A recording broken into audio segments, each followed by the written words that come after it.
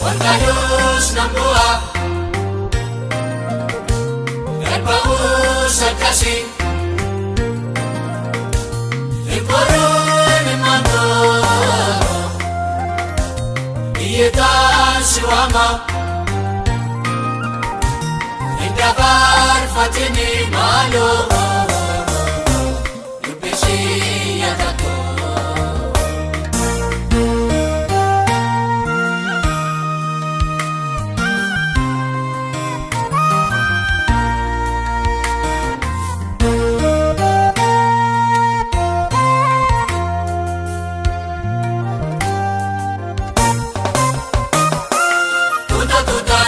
Gaitani nagat mariatu Pambadun akamodu bau Bolana tipatu Derajekis akamena dufis Sumita walama Kabar kaku sika cice afe Ya itu nama Jirum nanyiku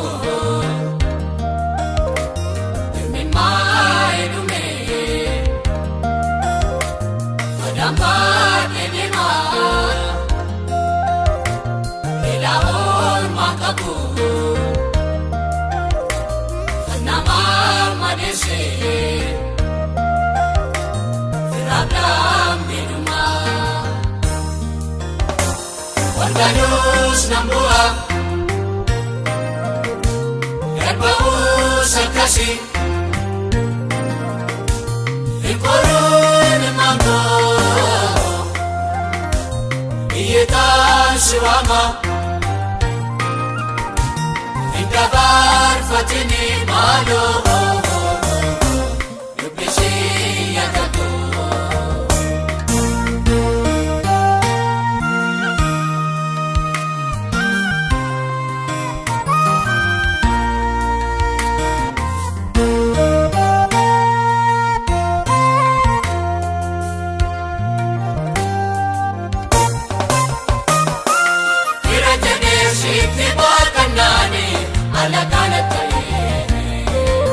Sabalan ang waras sa kama Nawawada tayo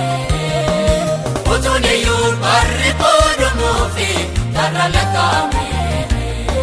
Ramadera San Sibiraga po Iya talalimi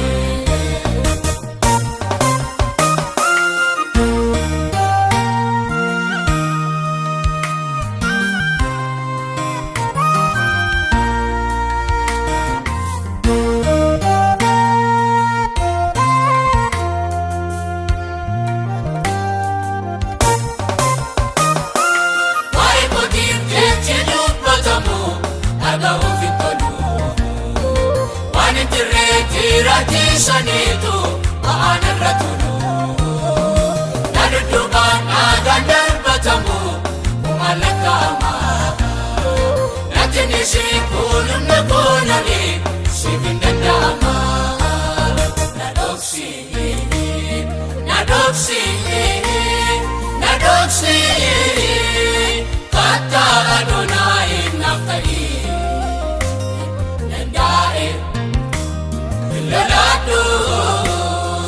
bakka bu'aa koo naaf ta'i na dhoksi